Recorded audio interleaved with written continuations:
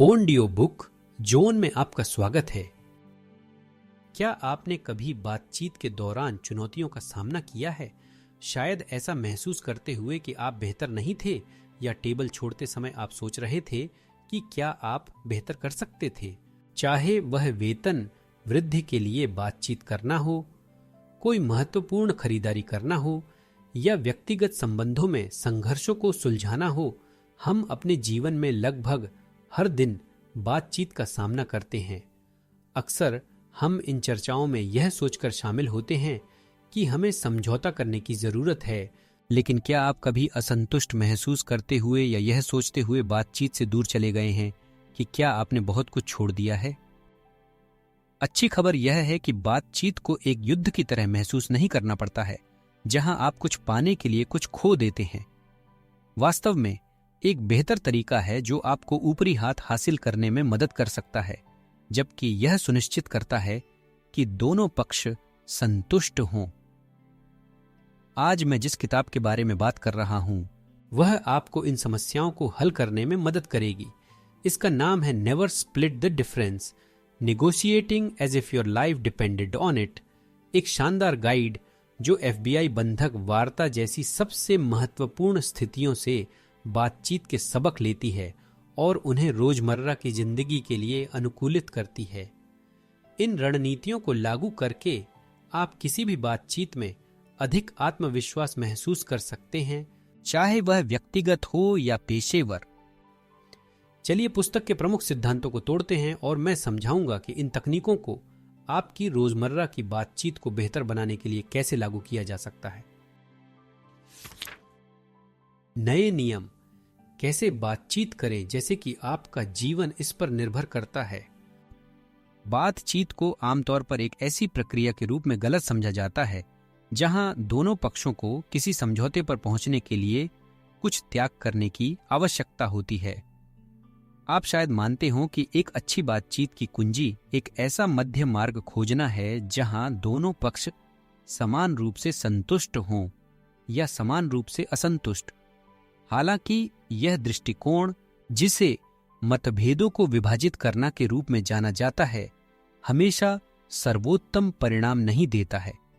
वास्तव में समझौता कभी-कभी दोनों पक्षों को असंतुष्ट महसूस करा सकता है, क्योंकि उन्हें वह नहीं मिला जो वे वास्तव में चाहते थे।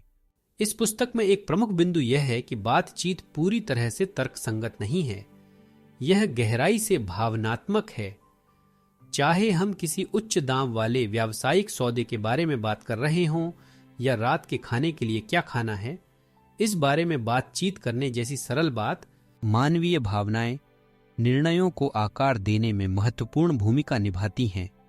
इसका मतलब है कि आपको तथ्यों और संख्याओं पर कम और टेबल के दूसरी तरफ बैठे व्यक्ति की भावनाओं और मनोवैज्ञानिक जरूरतों पर ज्यादा ध्यान देने की जरूरत है।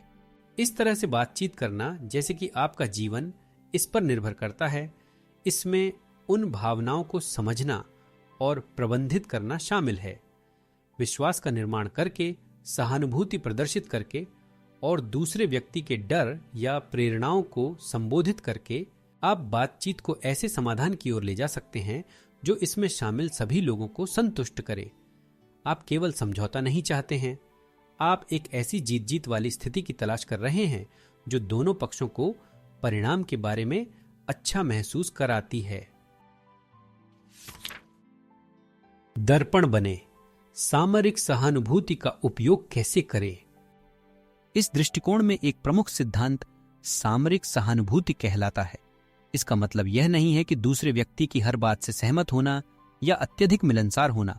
इसके बजाय यह उनकी भावनाओं को पहचानने और स्वीकार करने के बारे में है।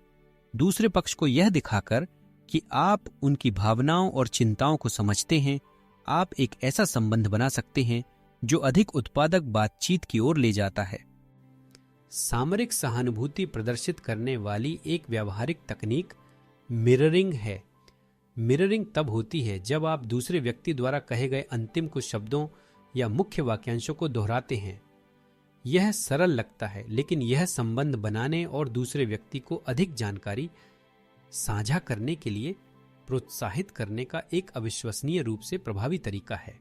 उदाहरण के लिए, यदि कोई कहता है मुझे यकीन नहीं है कि यह हमारे लिए सही है या नहीं, तो आप मिररिंग करके जवाब दे सकते हैं, मुझे यकीन नहीं है कि यह सही है या नहीं।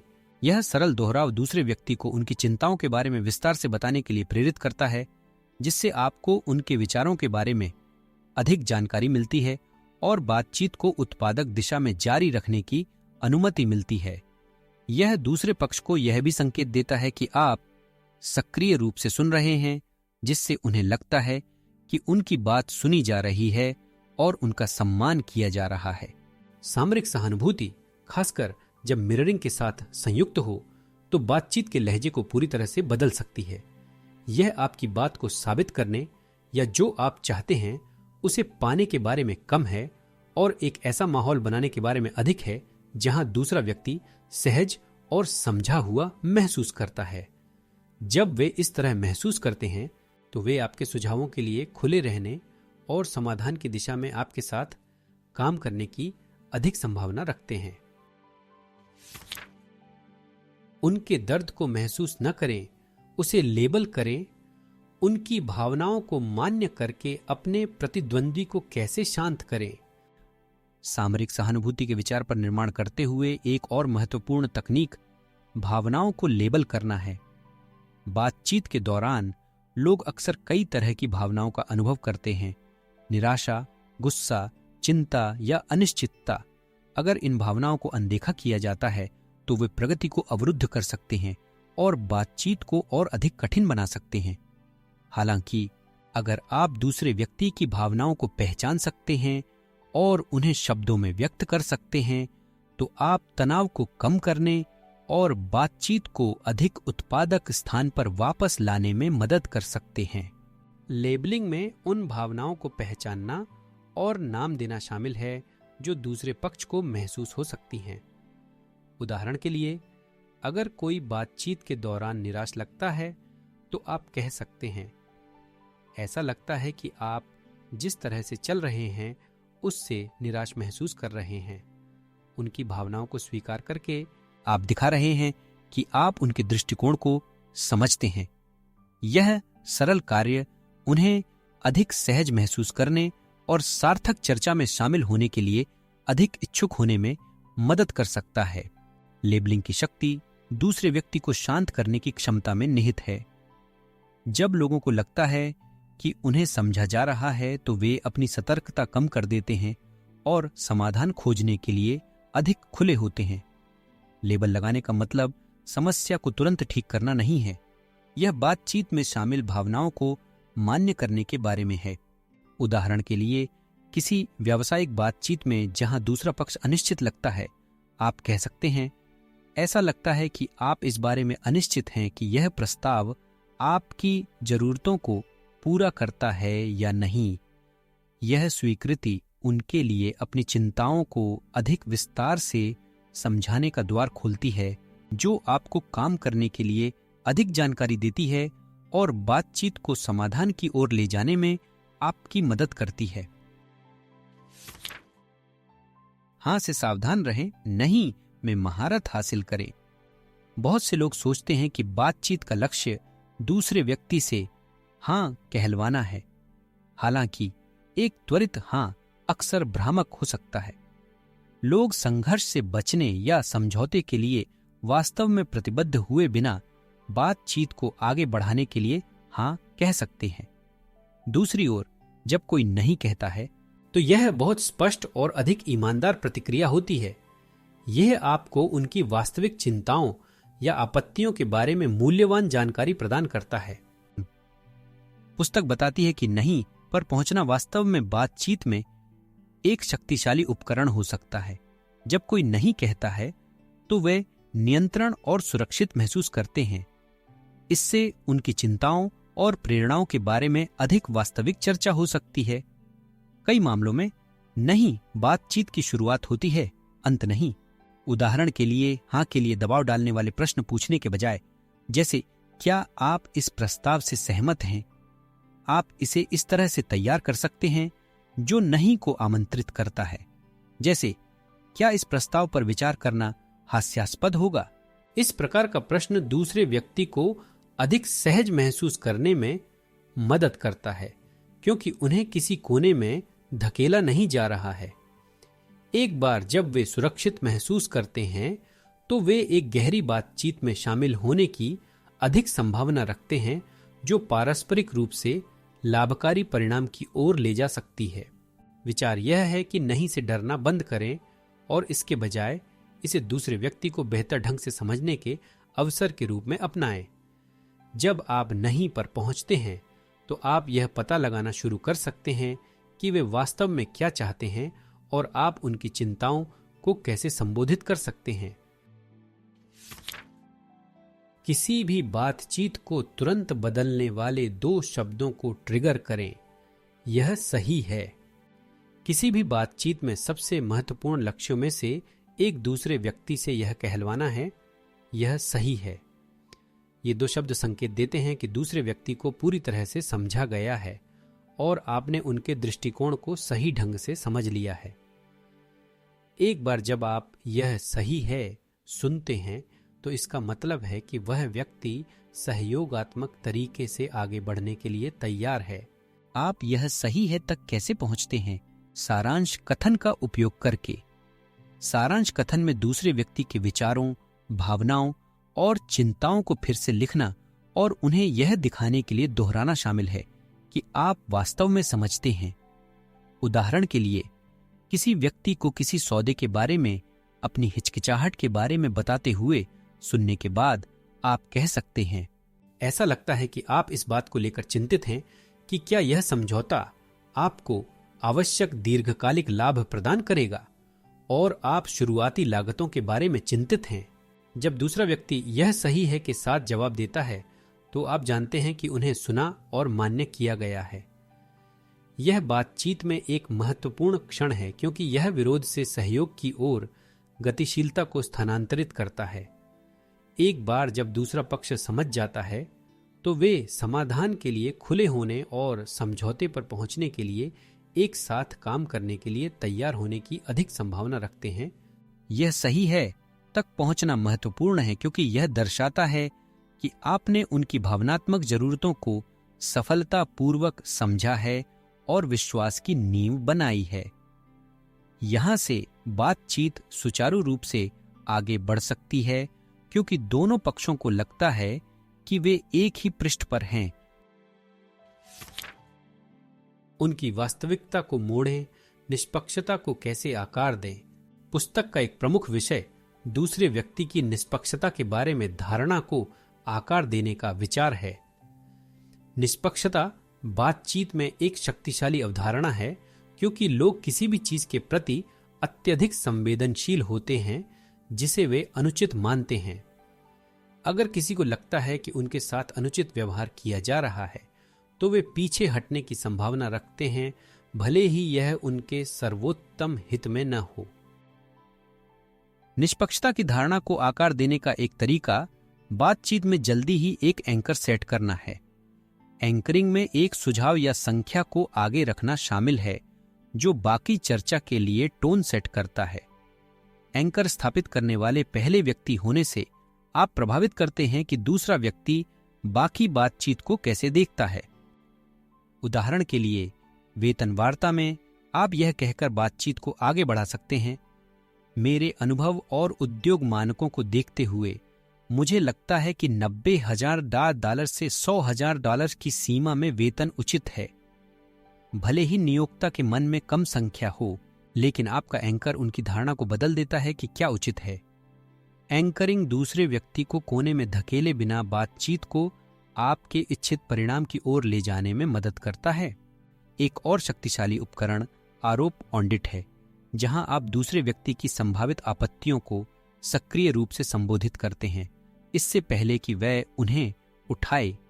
यह दृष्टिकोण दूसरे व्यक्ति को निहत्था कर देता है, क्योंकि आप उनकी चिंताओं को पहले ही स्वीकार कर लेते हैं, जिससे विश्वास बढ़ता है और वे आपके सुझावों के प्रति अधिक खुले होते हैं। उदाहरण के लिए, बातचीत में आप कह सकते हैं, आप शायद सोच रहे हैं कि मैं उच्च वेतन मांग रहा हूं क्योंकि मैं केवल पैसे पर ध्यान केंद्रित कर रहा हूं, लेकिन मेरी मुख्य चिंता यह सुनिश्चित करना है कि मेरा वेतन कंपनी के लिए मेरे द्वारा लाए गए मूल्य को दर्शाता है।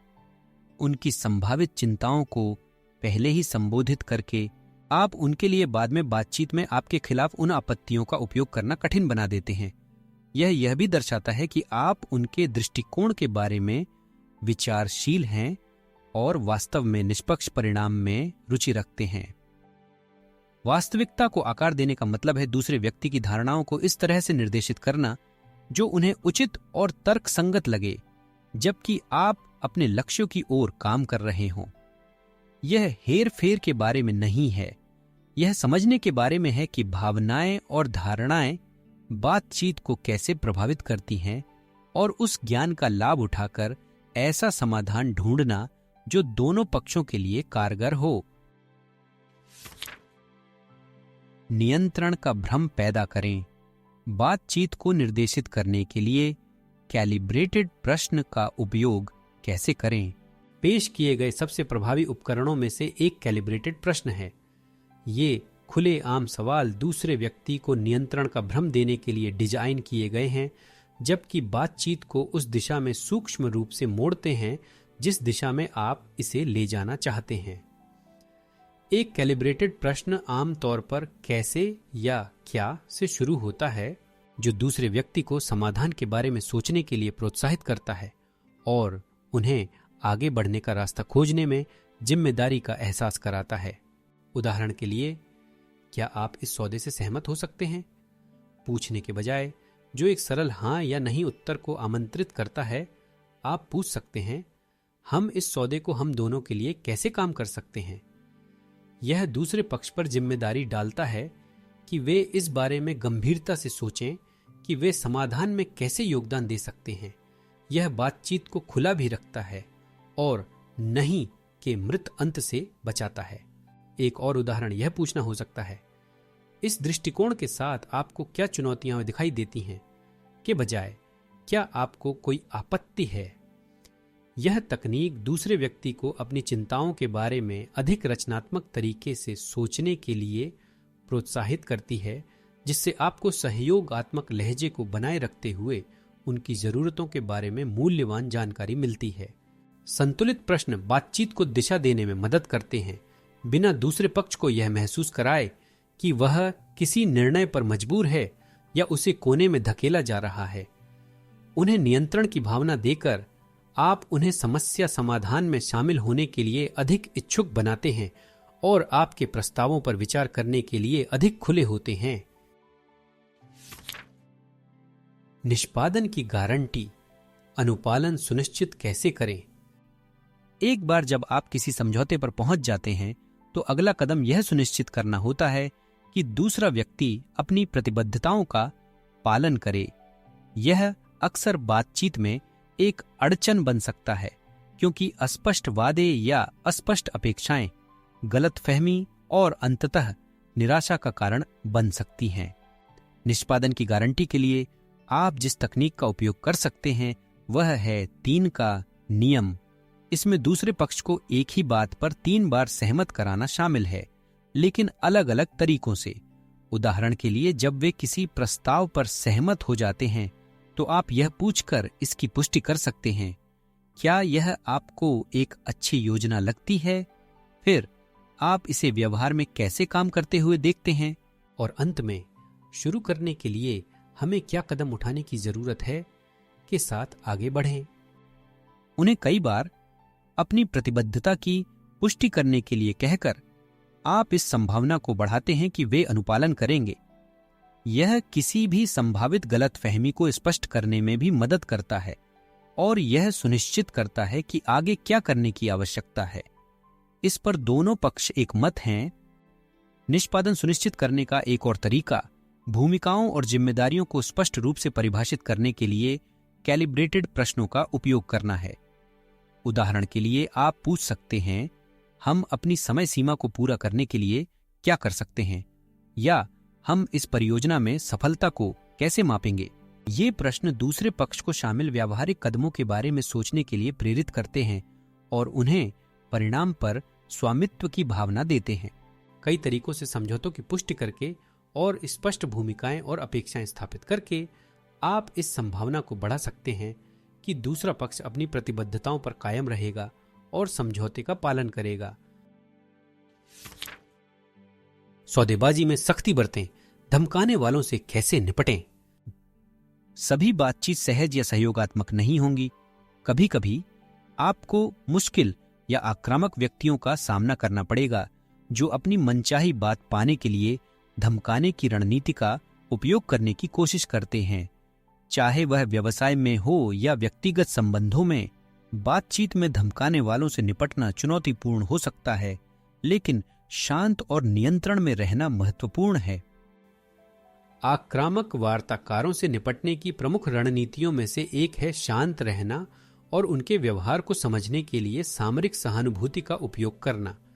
अक्सर धमकाने वाले डर, असुरक्षा या प्रभुत्व स्थापित करने की इच्छा से काम करते हैं।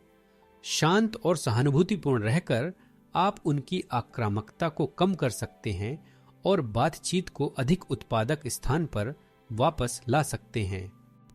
उनकी भावनाओं को लेबल करना भी तनाव को कम करने का एक प्रभावी तरीका हो सकता है।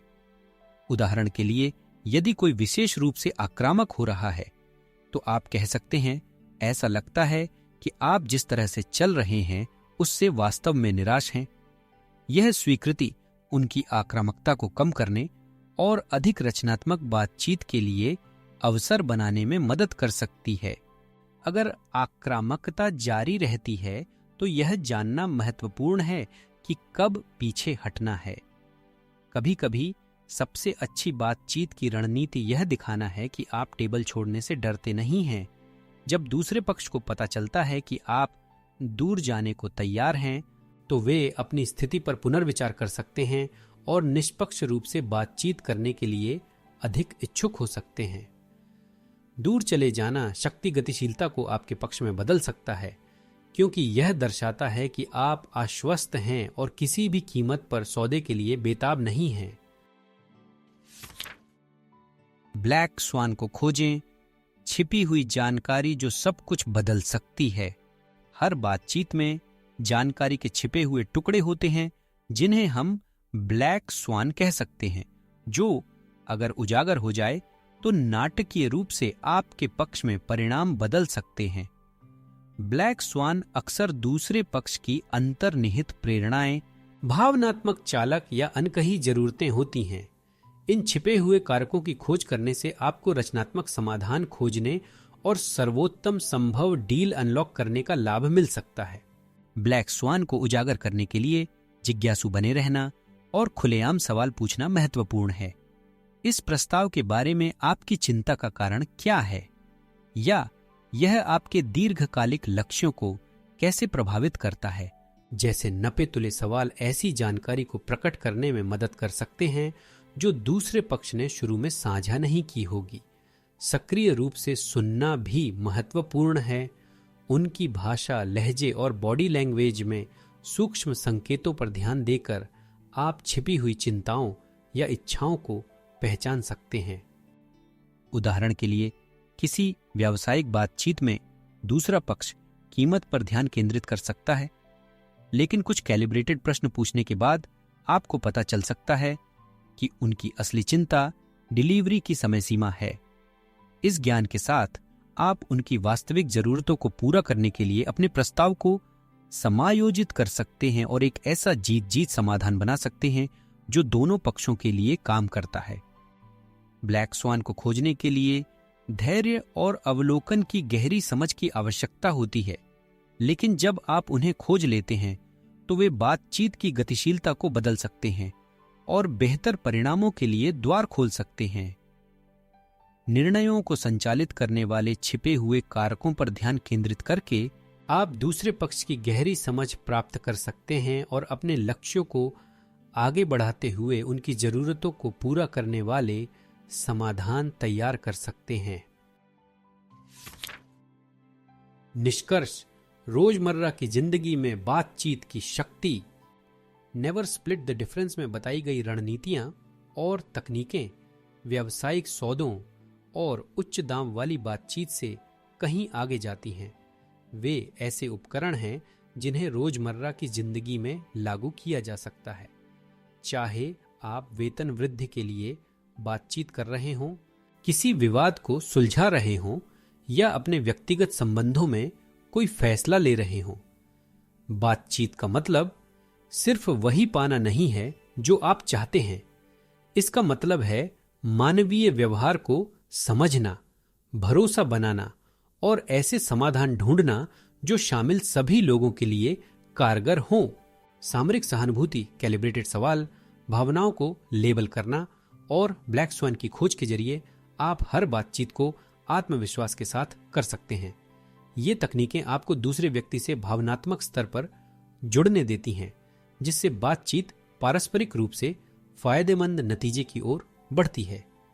यह सबसे ज्यादा मुखर या मांग करने के बारे में नहीं है, बल्कि सफलता पाने के लिए मनोविज्ञान और भावनात्मक बुद्धिमत्ता का उपयोग करने के बारे में है। इन उपकरणों में महारत हासिल करके आप बातचीत करने के तरीके को बदल सकते हैं और अपने जीवन के सभी क्षेत्रों में ज्यादा प्रभावी संचारक बन सकते हैं। अच्छी तरह से बातचीत करने की क्षमता एक महत्वपूर्ण कौशल है जो आपके व्यक्तिगत और व्यावसायिक दोनों प्रयासों में बेहतर परिणाम, मजबूत संबंध और अधिक सफलता की ओर ले जा सकता है। और इसके साथ ही हम नेवर स्प्लिट द डिफरेंस पर आज की चर्चा के अंत तक पहुंच गए हैं। मुझे उम्मीद है कि आपको ये जानकारियां मददगार लगी होंगी और आप अपनी अगली बातचीत को और अधिक आत्मविश्वास और कौशल के साथ करने के लिए तैयार हैं। अगर आपको यह वीडियो पसंद आया तो कृपया लाइक बटन पर क्लिक करना न भूलें और इसे दूसरों के साथ साझा करें जिन्हें यह मूल्यवान लग सकता है।